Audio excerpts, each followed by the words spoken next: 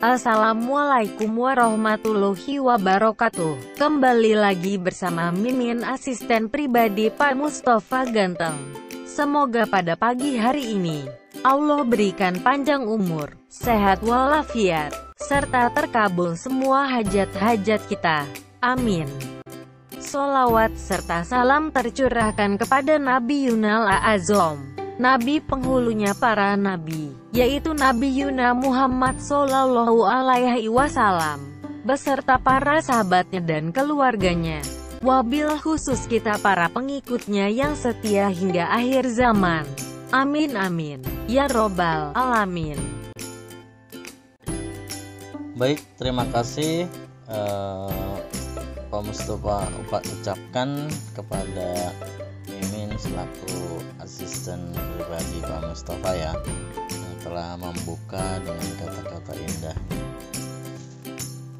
Oke, pada pagi hari ini, itu hari Senin tanggal 11 Januari 2021, yaitu kita belajar tentang pelajaran PAI ya. Materinya dia bab 9 atau pelajaran 9. Di pelajaran 9 nanti kita akan belajar tentang zikir dan berdoa setelah sholat beserta tata caranya. Oke, baik, tanpa berpanjang kalam lagi, kita mulai aja ya. Oke, check it out.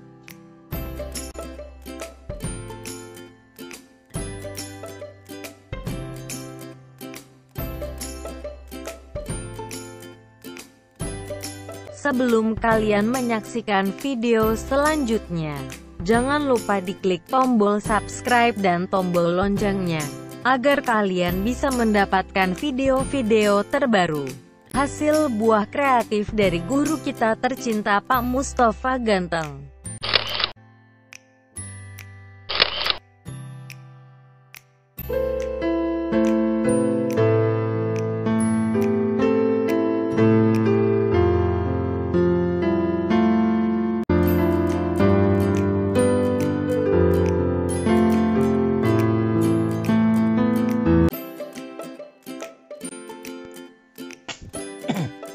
Bismillahirrahmanirrahim. Kita masuk ke pelajaran yang ke-6, yaitu temanya zikir dan doa setelah sholat. Sebagaimana kalian pernah mengetahui bahwa yang namanya sholat itu ada 5 waktu. Dan ketika habis sholat, apakah kita langsung beranjak pergi atau langsung meninggalkan tempat sholat? Enggak. Jadi Islam itu mengajarkan ada yang namanya zikir dan doa setelah sholat. Jadi baik, untuk lebih bisa dimengerti, mari kita masuk ke pelajarannya saja ya. Oke. Yang A, pengertian zikir dan doa. Pengertian zikir: setelah sholat berjamaah, biasanya imam tidak langsung berdiri dan meninggalkan tempat. Imam masih duduk di tempat dengan khusyuk sambil mengucap kalimat thayyibah, yang diikuti dengan makmum di belakangnya. Terkadang imam mengucap zikir dengan panjang dan terkadang juga dengan pendek. Mengucap kalimat thayyibah itu biasanya kita namai dengan zikir. Mengucap kalimat thayyibah itu biasanya kita namai dengan zikir. Sedangkan zikir menurut bahasa artinya mengingat. Maksudnya mengingat adalah mengingat Allah atau menyebut asma Allah. Tujuan zikir adalah mendekatkan diri kepada Allah. Berzikir adalah tuntunan agama. Maka melakukan zikir berarti mengamalkan tuntunan agama. Allah Subhanahu wa Ta'ala telah berfirman, "Fadhkuruni adzkurkum washkuruli wala takfurun." Artinya, maka ingatlah kepadaku, aku pun akan ingat kepadamu. Bersyukur kepadaku dan janganlah kamu ingkar kepadaku. Quran Surah Al-Baqarah ayat 152. Zikir atau mengingat Allah tidak hanya dilakukan membaca basmalah setiap akan memulai kegiatan. Ketika akan makan, minum, belajar, ataupun tidur, kita awali dengan basmalah. Oke, itu tadi yang pertama, yaitu pengertian zikir. Sekarang kita masuk ke poin yang kedua, yaitu pengertian doa. Sebagai makhluk Allah, kita pasti mempunyai keterbatasan dan kekurangan. Maka tidaklah layak kita bersikap sombong di hadapan Allah. Sebagai bentuk pengakuan atas segala kekurangan, kita dianjurkan untuk memanjatkan doa. Doa menurut bahasa artinya memohon atau memanggil. Doa menurut istilah adalah memohon sesuatu kepada Allah Subhanahu wa Ta'ala, atau memohon perlindungannya dengan merendahkan diri kepadanya. Dalam doa terkandung permohonan atau harapan pemberian dari Allah. Allah akan mengabulkan permintaan setiap hambanya yang meminta. Itu adalah janji Allah dalam Al-Quran. Allah Subhanahu wa Ta'ala telah berfirman, Bismillahirrahmanirrahim, wa qala rabbukum ud'uni astajib lakum. Artinya, dan Tuhanmu berfirman, berdoalah kepadaku, niscaya akan aku perkenankan bagimu. Quran Surah Al-Mu'min ayat 60. Oke. Di halaman ini kita udah dapat yang namanya tadi pengertian zikir dan pengertian doa. Zikir, ingat ya, Pak Mustafa ulang kembali. Zikir itu menurut bahasa artinya mengingat. Maksudnya apa? Menurut istilah, mengingat Allah atau menyebut asma Allah. Nah, itu mengingat dan menyebut asma Allah. Zikir itu ada kayak gimana sih zikir itu? Nah, zikir itu nanti di halaman selanjutnya insya Allah nanti ada penjelasannya. Sedikit Pak Mustafa kasih bocoran. Zikir yang sering kita lakukan di masjid setelah sholat pada umumnya, yaitu pertama membaca istighfar dulu. Setelah istighfar, baca apa lagi? Baca subhanallah, terus baca alhamdulillah, terus baca Allahu Akbar. Masing-masingnya berapa? Masing-masingnya 33. Nah, begitu. Masing-masingnya 33. Dan semoga dan Bapak yakin kalian itu setelah sholat pasti zikir ya, insya Allah. Terus doa di sini di halaman ini tadi doa. Kita dianjurkan untuk berdoa kan apa? Biar kita nggak sombong di hadapan Allah. Kenapa nggak sombong? Karena kita itu tidak terlepas dari kekuasaan Allah atau dari ketentuan Allah. Manusia boleh berencana, tapi Allah yang mengabulkan atau yang mengatur atau yang menentukan, itu Allah. Itu.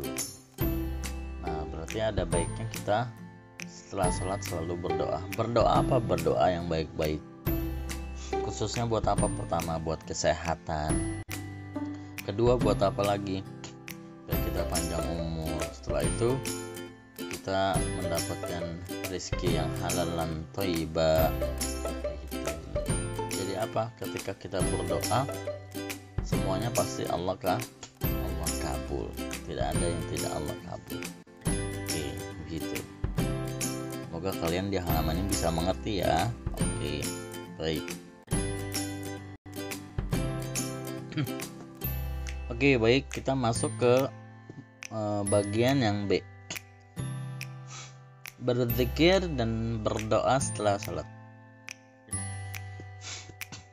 Kalian boleh menyimak di buku kalian ya. Setelah sholat, Fauzan tetap duduk di tempatnya. Fauzan telah terbiasa berzikir dan berdoa setelah selesai sholat. Dengan penuh kekhusyuan, Fauzan berzikir dan berdoa kepada Allah. Fauzan sangat merasakan manfaat berzikir kepada Allah, terutama yang dilakukan setelah sholat. Jika Fauzan tergesa-gesa dalam mengerjakan sholat dan tidak berzikir dan berdoa, ia merasa ada sesuatu yang kurang. Ini menandakan Fauzan sudah bisa merasakan manfaat berzikir dan berdoa. Fauzan anak yang soleh. Fauzan selalu menggunakan waktunya dengan baik. Fauzan tidak pernah merasa bingung, resah, dan gelisah. Wajahnya selalu terlihat bersih meskipun sibuk dengan berbagai aktivitas. Fauzan bisa seperti itu karena selalu berzikir dan berdoa kepada Allah. Apabila kita mau menirukan Fauzan dalam berzikir dan berdoa setelah salat, maka kita akan memperoleh manfaat yang banyak. Antara lainnya sebagai berikut. Diperhatikan ya, ini manfaat dan disimak, perhatikan dan disimak. Ini merupakan manfaat berzikir dan berdoa, manfaatnya. Yang pertama yaitu hati menjadi tenang sehingga hidup kita bisa menjadi bahagia. Yang kedua, terhindar dari perbuatan tercela. Dengan berzikir kepada Allah, kita tidak akan berani berbuat buruk, karena kita akan selalu ingat kepada Allah. Yang ketiga, mendapat pahala karena berzikir bernilai ibadah. Yang keempat, dapat mempertebal iman kepada Allah Subhanahu wa Ta'ala, karena berzikir menimbulkan kesadaran bahwa hidup kita tergantung padanya. Dengan sering berzikir dan berdoa, berarti kita sering mengingatnya dan semakin menyadari keagungannya. Oke, pada halaman ini yaitu kita terfokus pada berzikir dan berdoa setelah sholat tentang manfaatnya. Begitu, manfaat yang didapat dari apa? Yang didapat dari berzikir dan berdoa setelah sholat. Semoga sampai sini kalian bisa memahaminya ya. Oke. Langsung aja kita masuk ke bagian yang ke C. Mempraktekkan tata cara zikir dan doa setelah sholat. Poin yang pertama, cara berzikir. Berikut beberapa ketentuan berzikir. A. Zikir bisa dilakukan setiap saat ketika ada batasan waktu yang ditetapkan. B. Zikir bisa dilakukan saat kita berjalan, belajar, dan beristirahat. C. Zikir bisa dilakukan dengan hati, lisan, atau perbuatan kita. Jika kita ingin melaksanakan zikir, maka cara melakukannya adalah sebagai berikut. Yang pertama yaitu menghadap kiblat. Yang kedua, niat dengan ikhlas hanya mengharap ridha Allah. Yang ketiga, menghaluskan suara. Yang keempat, tidak memaksa menggunakan bacaan yang panjang sehingga kita keberatan untuk menghafal dan mengucapkannya. Yang kelima, harus dengan sikap tawadu, khusyuk, dan takut kepada Allah. Begitu ya. Oke, itu tadi yang pertama yaitu cara berzikir. Di poin yang kedua kita masuk ke lafal-lafal zikir. Oke, kita simak ya. Ketika sholat berjamaah di masjid, Fauzan ikut membaca zikir sesudah sholat. Ternyata lafal zikir sesudah sholat itu banyak sekali. Contoh lafal zikir yang biasanya dilakukan setelah sholat adalah sebagai berikut. Yang pertama yaitu membaca istighfar 3 kali. Bacanya adalah sebagai berikut. Astaghfirullahal azim alladzi la ilaha illa huwal hayyul qayyum wa atubu ilaih. Artinya, aku memohon ampun kepada Allah tiada Tuhan selain Dia, zat yang hidup dan terus-menerus mengurus makhluknya, dan aku bertobat kepadanya. Nah, itu tadi merupakan bacaan dan arti dari istighfar yang kita baca. Oke, masuk ke poin yang B, membaca tahlil. Bacanya adalah La ilaha illallah wahdahu la syarikalah lahul mulku wa lahul hamdu yuhyi wa yumitu wa huwa ala kulli syai'in qadir. Oke, pemirsa, ulang kembali karena cukup panjang ya. La ilaha illallah wahdahu la syarikalah lahul mulku wa lahul hamdu yuhyi wa yumitu wa huwa ala kulli syai'in qadir. Artinya, tiada Tuhan selain Allah sendiri, tidak sekutu baginya, tidak ada sekutu baginya, atau tiada sekutu baginya. Baginya lah segala kekuasaan dan baginya segala puji. Dia zat yang menghidupkan dan yang mematikan, dan Dia berkuasa atas segala sesuatu. Oke, tadi udah yang kedua ya. Berarti selesai 2 poin, cara berzikir dan lafal berzikir. Semoga kalian bisa memahaminya ya. Oke, kalau sudah bisa memahami, langsung Pak Mustafa lanjutkan kembali. Oke, kita masuk ke yang C, lanjutan dari halaman sebelumnya ya. Setelah tadi kita membaca di halaman sebelumnya tahlil yang bunyinya La ilaha illallah wahdahu la syarikalah lahu mulku wa lahul hamdu yuhyi wa yumitu wa huwa ala kulli syai'in qadir. Lalu kita melanjut membaca Allahumma antas salam wa minkas salam wa ilaika ya'udus salam fahayyina rabbana bis salam wa adkhilal jannata daras salam tabarakta rabbana ya dzal jalali wal ikram.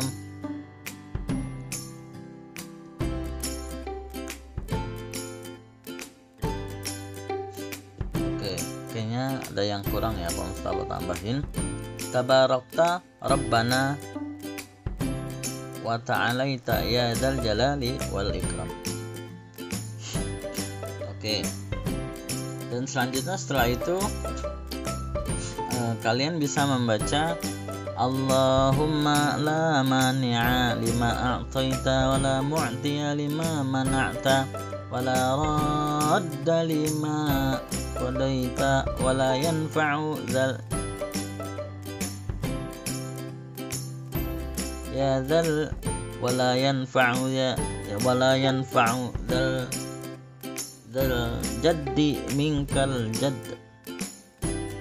Nah, itu tadi bacaannya. Ustaz ulang kembali ya. Allahumma la mani'a lima a'taita wa la mu'tiya lima mana'ta wa la radda lima qadaita wa la yanfa'u dzal jaddi minkal jadd.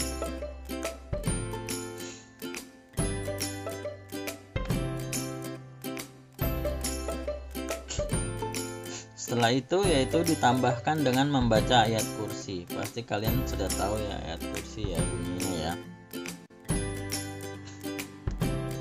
Ayat kursi.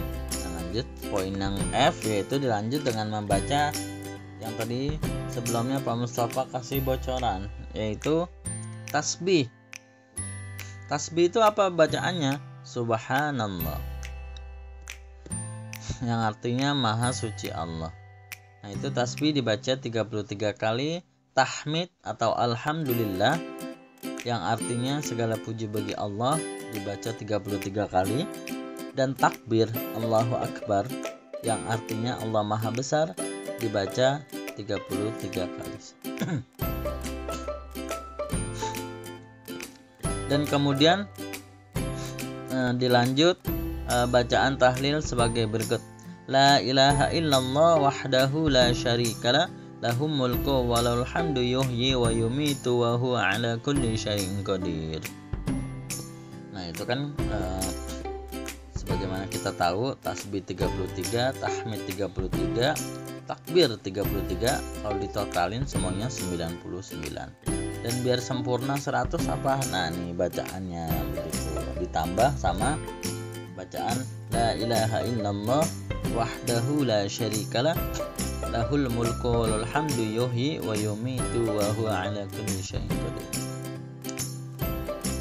Terus setelah itu di poin yang H, yaitu membaca pujian hauqalah. Hauqalah itu seperti apa bacanya? Disimak. La haula wala quwwata illa billahil aliyyil azim. Ramsa baca sekali lagi ya. Hauqalah. Bacaan hauqalah. La haula wala quwwata illa billahil aliyyil azim. Oke. Yang artinya tiada daya dan kekuatan kecuali dengan seizin Allah yang Maha Agung. Nah, itu jangan sampai dilupa ya, hauqalah ya. Biasanya di tahun kemarin Pak Mustafa biasa mengeluarkan apa bacaan hauqalah itu. Nah, kalian harus menghafalnya. Dan sepertinya kalian sudah hafal ya, karena selalu, alhamdulillah, kita selalu terapin di setiap kita hendak memulai pelajaran ya. Itu pasti Pak Mustafa selipin la haula wala quwata illa billah illa aliyyil azim.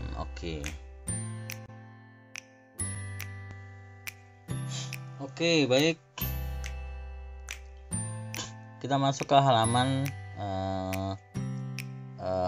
selanjutnya ya, setelah tadi tata cara yang di halaman sebelumnya, yaitu lafal-lafal dari lanjutan zikir setelah sholat ya. Oke, sekarang kita akan memasuki poin yang ketiga,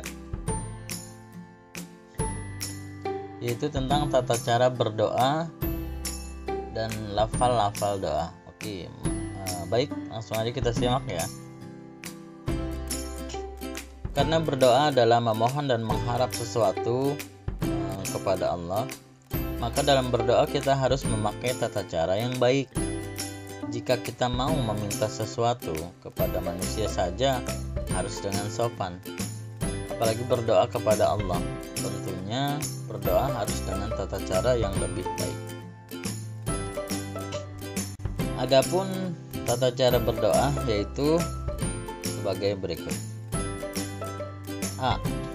Memilih waktu yang mulia untuk berdoa seperti hari Arafah, bulan Ramadan, hari Jumat, atau sepertiga malam terakhir.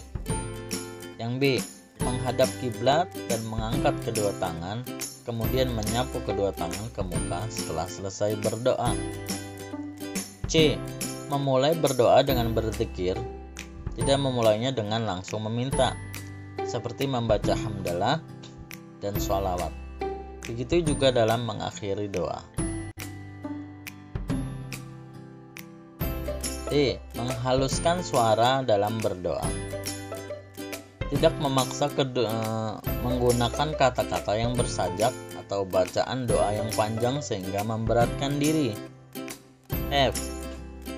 Dengan bersikap tawadu, khusyuk, dan takut kepada Allah. Yang G. Benar-benar mengharap terkabulnya doa, serta meyakini bahwa Allah Subhanahu wa Ta'ala Maha mendengar atas segala permohonan hambanya. Yang H. Bersungguh-sungguh dalam berdoa dan mengulanginya 3 kali. Yang I. Menyertai doa perilaku terpuji seperti bertobat dan menjauhi sifat tercela. J.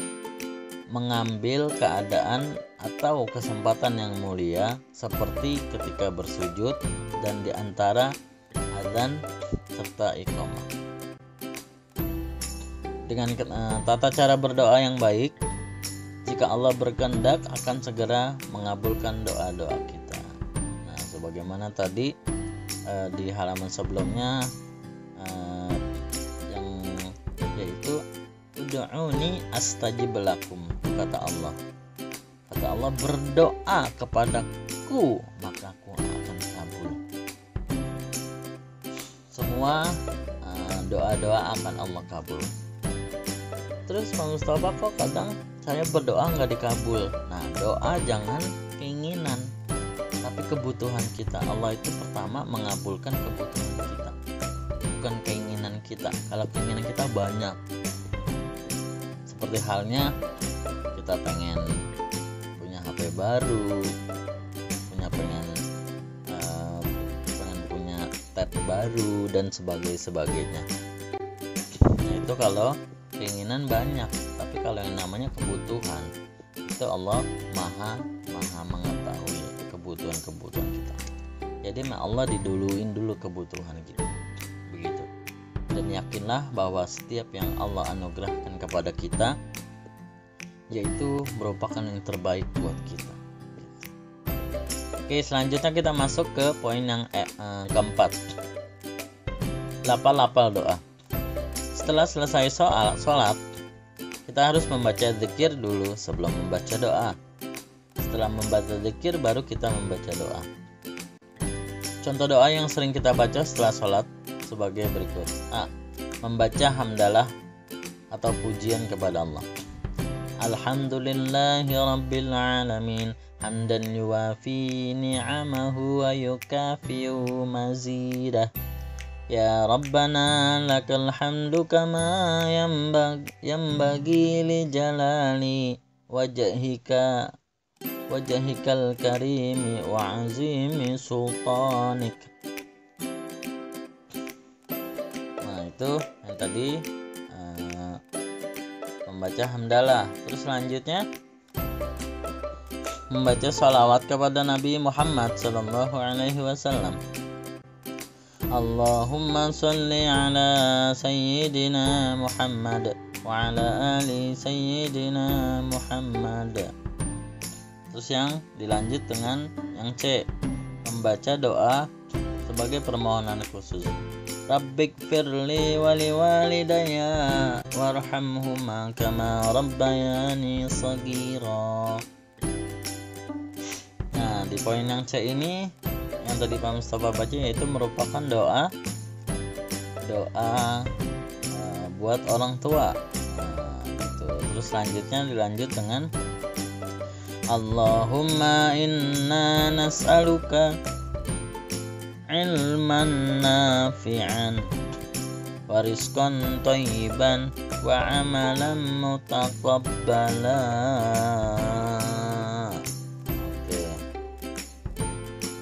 Selanjutnya yaitu tadi setelah doa orang tua itu doa agar kita mendapat ilmu yang bermanfaat, rezeki yang baik, dan amal ibadah yang diterima. Oke, semoga sampai sini kalian bisa memahaminya ya.